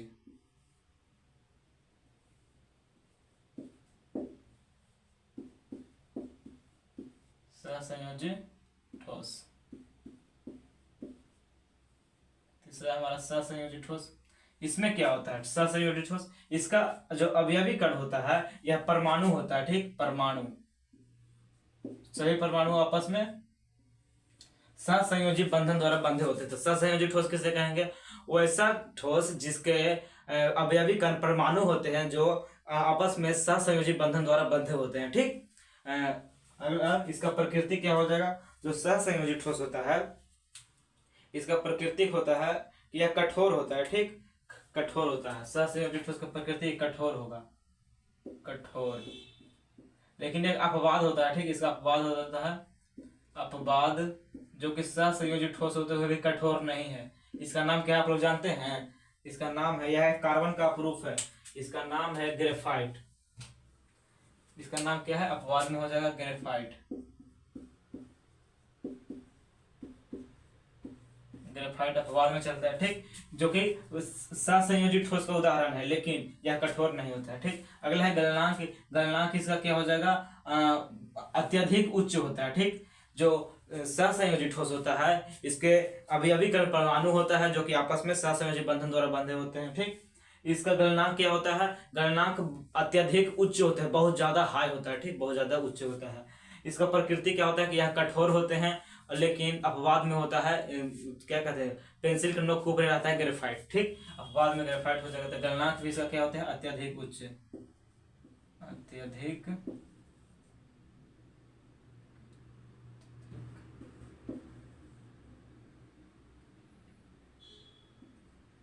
अत्यधिक उच्च। याद रखिएगा यहाँ पे सिर्फ उच्च नहीं लिख लें, अत्यधिक उच्च लिखेंगे, बहुत ज्यादा, ठीक। आकर्षण बल क्या हो जाएगा? सहसंयोजी बंधन द्वारा बंधे होता है, ठीक, तो सहसंयोजी बंध हो जाएगा, सहसंयोजी बंध। अगला है विद्युत चालकता। जो सहसंयोजी ठोस होते हैं, क्या यह विद्युत का सुचालक होते हैं या फिर कुचालक होते हैं, ठीक। तो यह विद्युत का कुचालक होते हैं। जो जितना भी सहसंयोजी ठोस होता है विद्युत का कुचालक होता है, कुचालक। लेकिन यहाँ भी एक अपवाद आ गया, यह जो ऊपर बना है ग्रेफाइट। ग्रेफाइट जो होता है मुलायम भी होता है, विद्युत का सुचालक भी होता है, इसलिए दो जगह ग्रेफाइट अपवाद बन जाता है, पहला कठोरता में, दूसरा कुचालकता में। यहाँ अपवाद हो जाएगा, अपवाद क्या हो जाएगा, ग्रेफाइट। अपवाद में ग्रेफाइट होता है जो कि विद्युत का सुचालक होते हुए भी सहसंयोजी ठोस का उदाहरण है। ठीक, तो समझ गए सहसंयोजी ठोस क्या है, जिसका अवयवी परमाणु होता है जो कि आपस में सहसंयोजी बंधन द्वारा बंधे होते हैं। इसका गलनांक अत्यधिक उच्च होता है, इसका विद्युत चालकता या विद्युत का कुचालक होता है, लेकिन अपवाद में है ग्रेफाइट जो विद्युत का सुचालक होता है। ठीक, उसी प्रकार से गलनांक अत्यधिक होगा और इसका कठोर होता है। ठीक, यह कठोर होता है, लेकिन अपवाद में ग्रेफाइट हो गया जो कि मुलायम होता है। उदाहरण क्या क्या हो जाएगा, सबसे पहले तो नाम ग्रेफाइट सुनते आ रहे हैं तो ग्रेफाइट उदाहरण सबसे पहले लिखेंगे, ग्रेफाइट हो गया, ग्रेफाइट। और क्या क्या होगा, हीरा होगा, ग्रेफाइट हो गया, हीरा हो गया, सिलिकॉन कार्बाइड, सिलिकॉन कार्बाइड,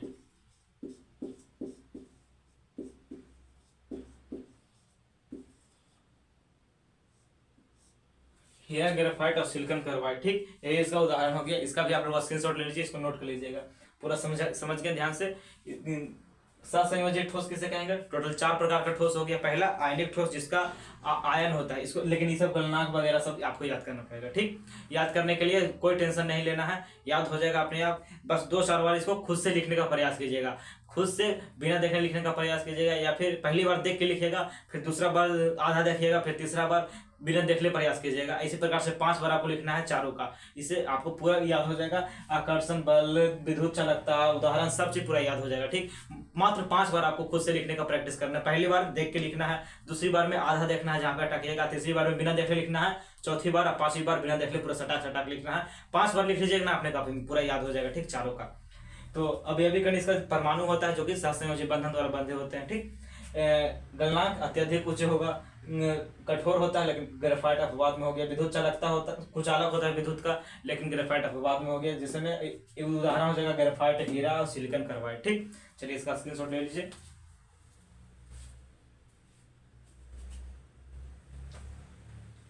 इसको अपने कॉपी में नोट कर लीजिएगा, याद करने में काम आएगा। ठीक,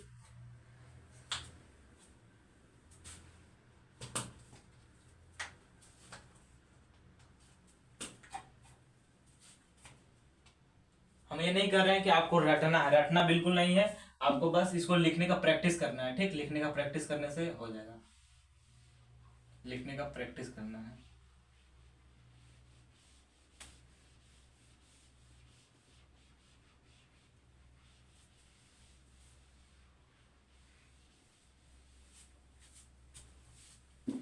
अब सबसे लास्ट बच गया हमारा चौथा, आणविक ठोस। सबसे लास्ट क्या है, आणविक ठोस, चौथा। आणविक ठोस किसे कहेंगे, वैसा ठोस जिसके अवयवी कण अणु होते हैं उसे कहेंगे आणविक ठोस। ठीक, तो चौथा हो गया हमारा सबसे लास्ट, आणविक ठोस। आयनिक ठोस अलग है, आणविक ठोस अलग है। ठीक, याद रखिएगा, आणविक ठोस, आणविक ठोस। इसमें क्या क्या होता है ध्यान से समझिए। आणविक ठोस यहाँ नहीं लिखते हैं, थोड़ा दिक्कत होगा यहाँ पर। इसमें 3 प्रकार के आणविक ठोस अणु होता है। ठीक, ये नाम सुन रहे हैं, आणविक ठोस या 3 प्रकार के होते हैं। एक होता है अध्रुवीय, फिर दूसरा होता है ध्रुवीय, तीसरा होता है हाइड्रोजन बंध। तो इसको 3 प्रकार से होता है, इसलिए बीच में नहीं लिख रहे हैं, इसको थोड़ा बगल में लिख रहे हैं। चौथा न है आणविक ठोस, आणविक ठोस। चलिए, आणविक ठोस है, इस जो आणविक ठोस होता है टोटल 3 प्रकार का होता है। तो आणविक ठोस का भी वर्गीकरण किया गया है 3 प्रकार से।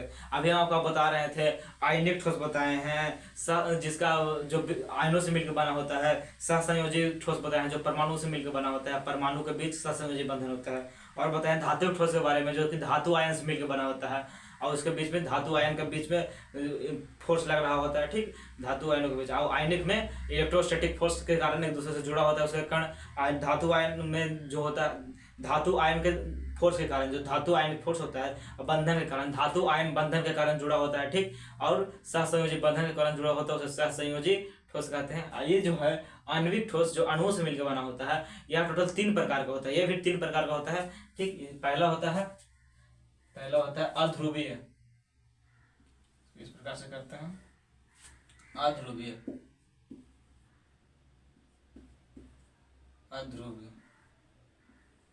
ठीक, अध्रुवीय। दूसरा हो जाएगा ध्रुवीय,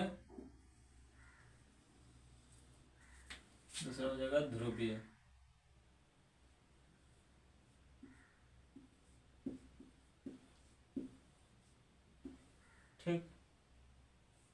और तीसरा हो जाएगा हाइड्रोजन बंध, ध्रुवीय हो गया। तीसरा हाइड्रोजन बंध, चलता ही नहीं कोई मार्कर बढ़िया से, ईंट डाल है जो है।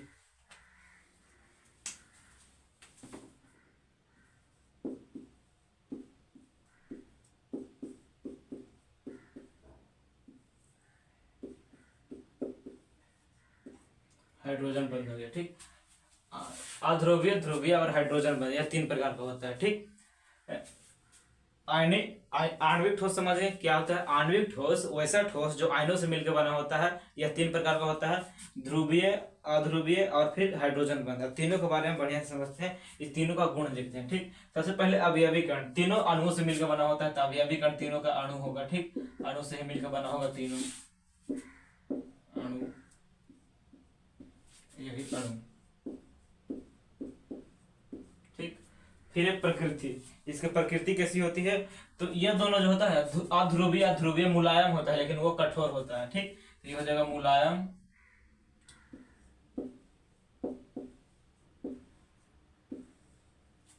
ये ध्रुवीय भी हो जाएगा मुलायम,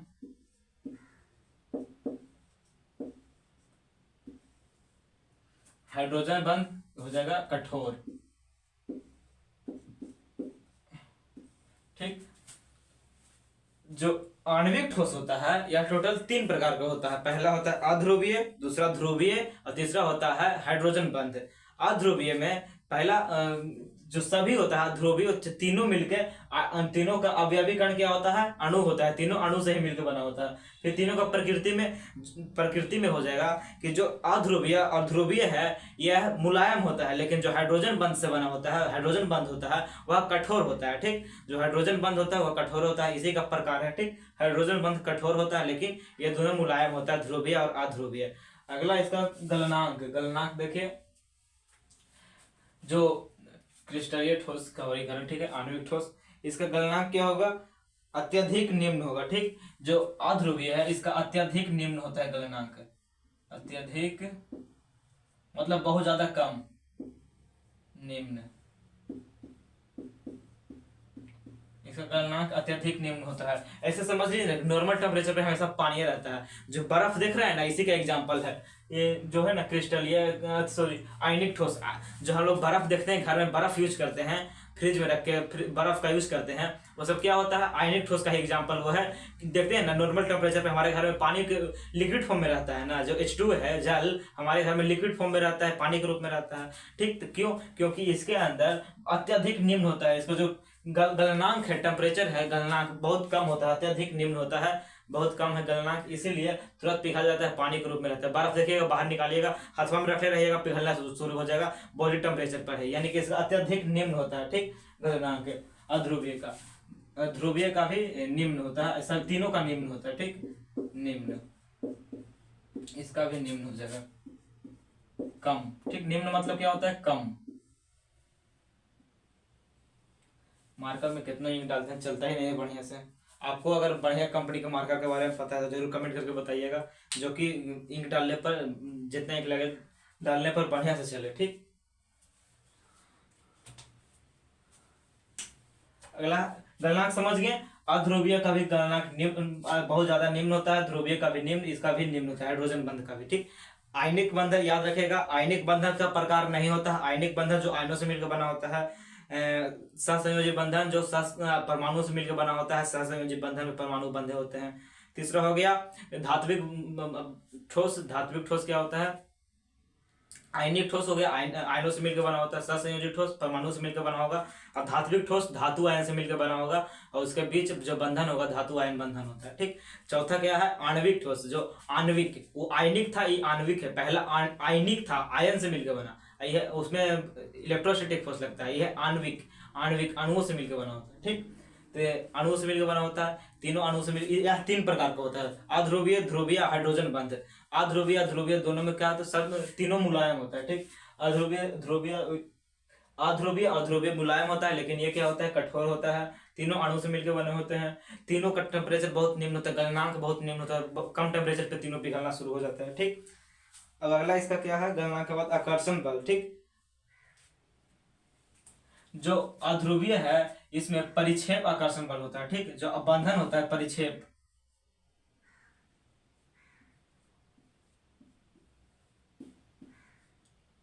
परिक्षेप परिक्षेप ही है ना,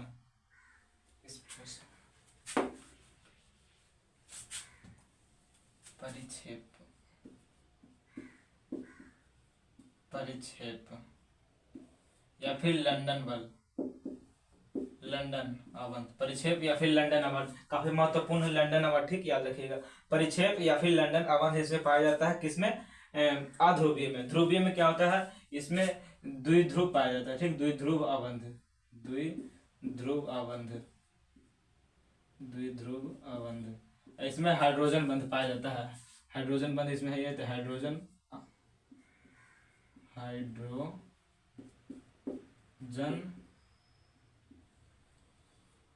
अवंध, जिसके कारण आपस में जुड़ा होता है, इसके अंदर हाइड्रोजन अवंध हो जाएगा। ठीक।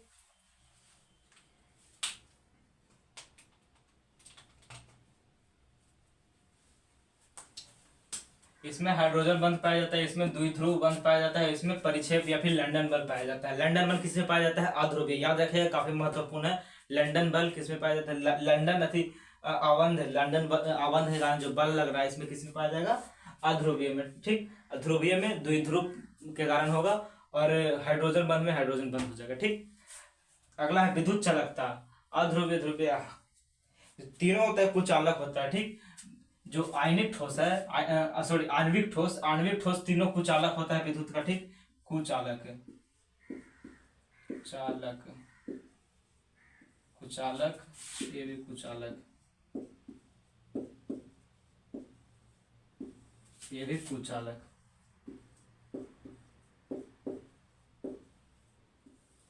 तीनों क्या होता है, विद्युत का कुचालक होता है।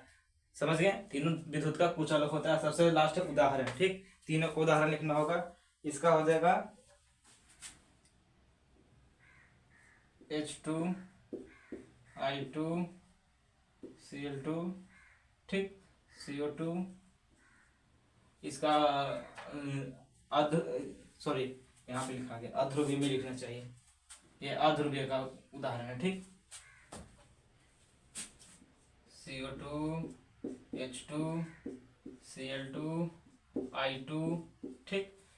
ये क्या है, अणु से मिलकर बना है। I2 यानी कि अणुओं से मिलकर बना है, इसलिए आणविक ठोस कहेंगे। ये हो गया अध्रुवीय।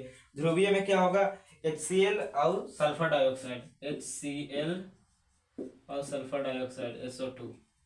ठीक। HCl और SO2 क्या हो जाएगा, ध्रुवीय का एग्जाम्पल हो गया। ठीक। हाइड्रोजन बंध का एग्जाम्पल क्या हो जाएगा, बर्फ हो जाएगा। ठीक। बर्फ और NH3, H2O यानी कि जल, जल जो हमारा बर्फ होता है घर पे, बर्फ ठोस अवस्था में, जल ठोस अवस्था में, यानी कि बर्फ जो हमारे घर में पाया जाता है, इसका हाइड्रोजन बनते एग्जाम्पल होता है। NH3 हो जाता है ठोस अवस्था में। अमोनिया का ठोस अवस्था। ठीक। ये भी ठोस अवस्था में क्या है, इसी का एग्जाम्पल है हाइड्रोजन बंध का। अमोनिया भी ठोस अवस्था में हाइड्रोजन बंध का एग्जाम्पल है। और जल भी ठोस अवस्था में, यानी कि जल को जब फ्रिज में जमा रहे हैं, जमला के बाद जो बर्फ बनता है वो भी ठोस अवस्था में हाइड्रोजन बंध का एग्जाम्पल है। ठीक। और इसका ध्रुवीय का बंध का एग्जाम्पल ध्रुवीय आयनिक बंध। ठीक। ध्रुवीय आयनिक ठोस, ध्रुवीय आयनिक ठोस। ठीक। हाइड्रोजन बंध आयनिक ठोस ये हो गया। ये हो गया ध्रुवीय आयनिक ठोस, जो अणुओं से मिलकर बना होता है। यह मुलायम होता है, इसका गलनांक निम्न होता है, इसमें द्विध्रुवीय बंध लगा रहता है। ठीक। यह विद्युत का कुचालक होता है, और इसका एग्जाम्पल हो जाएगा HCl और सल्फर डाइऑक्साइड, हाइड्रोक्लोरिक एसिड और सल्फर डाइऑक्साइड। ठीक। अगला है अध्रुवीय, अध्रुवीय अणुओं से मिलकर बना होता है। यह भी मुलायम होता है, कठोर नहीं होता है। इसका प्रकृति मुलायम होता है। यह अधिक निम्न, इसका जो टेम्परेचर होता है गलनांक काफी निम्न होता है, ठीक, बहुत कम होता है। इसके जो अवंध होता है परिक्षेप बल कार्यरत होता है, परिक्षेप लंदन बल, ठीक। फिर कुचालक या विद्युत का क्या होता है, कुचालक, तीनों कुचालक होता है। इसका example carbon dioxide, H2Cl2, chlorine gas, hydrogen gas, iodine H2, ठीक, सॉरी I2 है, ठीक। ये सब इसका एग्जाम्पल हो गया। इसी के साथ आज का जितना भी हम लोग पढ़े हैं एक बार रिकॉल कर देते हैं। आज के लिए जो हम लोग कल पढ़े थे लेक्चर 1 में, लेक्चर 1 वाला तो हम आपको शुरू में ही सब समझा दिए थे, उसको नहीं रिकॉल करेंगे। आज जो हम पढ़े हैं, आज हम लोग मेरे रूप से क्या पढ़े हैं, देखिए। ठोस होता है, ठोस को दो भागों में बांटा गया है, क्रिस्टलीय और अक्रिस्टलीय। किस आधार पर बांटा गया है, तो उसकी संरचना के आधार पे, जो उसके अणुओं की संरचना के आधार पे। जो अक्रिस्टलीय को छोड़िए, क्रिस्टलीय पे ध्यान दीजिए। जो क्रिस्टलीय ठोस होता है उसको उसके अणुओं के अंदर के बल के आधार पे 4 भागों में बांटा गया है। पहला है आयनिक ठोस, दूसरा है धात्विक ठोस, तीसरा है सहसंयोजी ठोस, फिर है आणविक ठोस।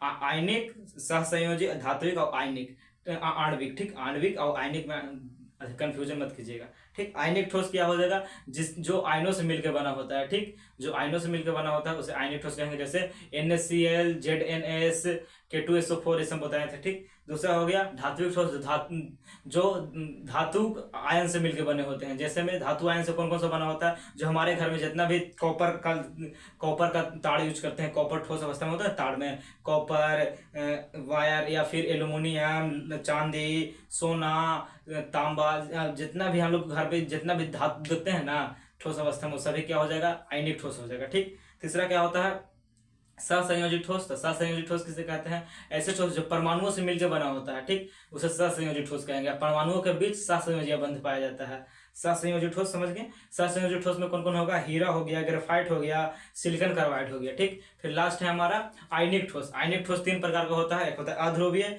ध्रुवीय और फिर हाइड्रोजन बंध। आयनिक ठोस किसे कहते हैं, वैसा ठोस जो आणविक ठोस, ठीक, आयनिक नहीं आणविक। आणविक ठोस किसे कहते हैं, वैसा ठोस जो अणुओं से मिलकर बना होता है, ठीक, उसे आणविक ठोस कहेंगे। आणविक ठोस 3 प्रकार का, अध्रुवीय, ध्रुवीय और फिर हाइड्रोजन बंध, ठीक। अध्रुवीय क्या होता है, अध्रुवीय होता है वो अणुओं से मिलकर बना होता है। ध्रुवीय भी अणुओं से मिलकर बना होता है, हाइड्रोजन बंध भी अणुओं से मिलकर बना होता है। अध्रुवीय मुलायम होता है, ध्रुवीय भी मुलायम होता है, लेकिन हाइड्रोजन बंध वाला कठोर होता है। जो अध्रुवीय इसका गलनांक निम्न होता है, तीनों का गलनांक निम्न होता है, ठीक। ध्रुवीय का भी गलनांक निम्न होगा। ध्रुवीय क्या नाम है इसका, आणविक ठोस, ध्रुवीय आणविक ठोस का भी गलनांक निम्न होगा। हाइड्रोजन बंध आणविक ठोस का भी गलनांक निम्न होगा। ध्रुवीय का जो बल होता है लंदन बल होता है, ठीक, यानी कि परिक्षेप के कारण उत्पन्न होता है, आपस में उसके अणुओं के बीच परिक्षेप के कारण बल उत्पन्न होता है, लंदन बल। फिर ये द्विध्रुवीय, इसमें द्विध्रुवीय बल होता है, द्विध्रुवीय बंधन के कारण। अगला है हाइड्रोजन बंध, इसमें हाइड्रोजन बंधन के कारण बल उत्पन्न होता है, ठीक, जिसके कारण एक दूसरे के साथ रहते हैं जुड़े हुए। फिर कुचालक होता है, तीनों विद्युत का कुचालक हो। तीनों में कॉमन चीज क्या है, पहला कॉमन है कि तीनों का गलनांक बहुत कम होता है, निम्न होता है। दूसरा है तीनों कुचालक होते हैं। तीसरा तीनों अणुओं से मिलकर बने होते हैं। 3 चीज तो ऐसे ही याद हो गया। तीनों कुचालक होते हैं, तीनों का गलनांक निम्न होता है, कम होता है, तीनों अणुओं से मिलकर बने होते हैं, ठीक। यह दो को मुलायम होता है, एक कठोर होता है, यह याद रखना पड़ेगा। इसमें परिक्षेप बल काम करते हैं, इसमें द्विध्रुव बल, क्योंकि ध्रुवीय है तो द्विध्रुव बल काम करेगा, इसमें हाइड्रोजन बंध बल काम करेगा, ठीक। ये आपको तीनों तो कुचालक होगा। एग्जाम्पल याद रखें, carbon dioxide, hydrogen gas, chlorine gas, ठीक। I2 यानी कि आयोडीन वाला, आयोडीन शायद होता है, आयोडीन का डबल लगाया हुआ, यानी कि आयोडीन का जो आयन बनेगा वो, ठीक, अणुओं से, आयोडीन के अणुओं से। फिर ध्रुवीय का क्या क्या एग्जाम्पल हो जाएगा, HCl, SO2 सल्फर डाइऑक्साइड हो जाएगा, ठीक। हाइड्रोजन बंध का एग्जाम्पल हो जाएगा बर्फ, जो हमारे घर में जल का बर्फ यूज करते हैं। अमोनिया का ठोस अवस्था हो जाएगा, ठीक। ये सब आज का हमारा टोटल जो हम लोग कवर किए हैं पूरा टॉपिक था, ठीक। उम्मीद करते हैं आपको समझ में आया होगा। अगर समझ में आया है तो इस वीडियो को एक लाइक करके इस वीडियो को अपने दोस्तों के पास शेयर जरूर कीजिएगा। जितने भी दोस्त आपके क्लास 12th में, सभी के पास जरूर शेयर कीजिएगा, ताकि उनको भी इस पढ़ाई का आनंद ले सके, वो भी पढ़ना स्टार्ट कर दें, ठीक। तो मिलते हैं आपसे नेक्स्ट वीडियो में। अगला पार्ट में हम लोग इसको पहले रिकॉल करेंगे, जो हम लोग आज पढ़े हैं 15 मिनट में इसको रिकॉल कर लेंगे पूरा चीज, ताकि जो बच्चे इस लेक्चर को नहीं देखेंगे वो थोड़ा बहुत समझ जाए उस लेक्चर में कुछ दिक्कत ना हो। तो ध्रुवीय बंध का प्रकार जो है, अगर आपको थोड़ा बहुत भी दिक्कत है तो कल फिर से अगर अगला लेक्चर जो हमारा आएगा लेक्चर 3, उसमें हम लोग फिर से उसको क्या करेंगे, 15 मिनट में वन शॉट देख लेंगे, जितना ही प्रकार हो जाएगा क्रिस्टलीय ठोस के सब प्रकार फिर से देख लेंगे 15 मिनट में, तो आपका सारा डॉट भी क्लियर हो जाएगा। ठीक, जो भी 1-8% डॉट बचा होगा। तो मिलते हैं आपसे नेक्स्ट वीडियो में। इस वीडियो को अपने दोस्तों के पास जरूर शेयर कीजिएगा। अगर वीडियो अच्छा लगे तो इस वीडियो को लाइक करके चैनल को जरूर सब्सक्राइब कर दीजिएगा। आप बेल आइकन ऑन कर दीजिएगा ताकि सारा आने वाला वीडियो का नोटिफिकेशन आपको मिल सके। और वीडियो अच्छा लगा तो कमेंट करके जरूर बताइएगा कैसा लगा है वीडियो। ठीक, क्या क्या चीज़ है जो नहीं आपको समझ में आया है, कमेंट करके जरूर बताइएगा। और नोट्स बनाते रहिएगा। ठीक, जितना भी चीज़ पढ़ा दिए हैं, जितना भी चीज़ बता दिए हैं, सभी का नोट्स बनाते रहिएगा। और जो ये वाला बताए थे गुण वाला, ये सभी का 5 बार खुद से लिखने का प्रयास कीजिएगा, इससे आपको याद हो जाएगा। ठीक, पहली बार देख के लिखना है, दूसरी बार में बिना देख ले लिखना है, आधा आधा देखना है, मतलब कि जहाँ पे गड्ढा टाकेंगे, फिर तीसरे चौथे बार बिना देख ले लिखना है, आपको याद हो जाएगा। ठीक, इस प्रकार से मिलते हैं आपसे नेक्स्ट वीडियो में। इस प्रकार से अपना पूरा रिविजन कर लीजिएगा। तब तक के लिए जय हिंद।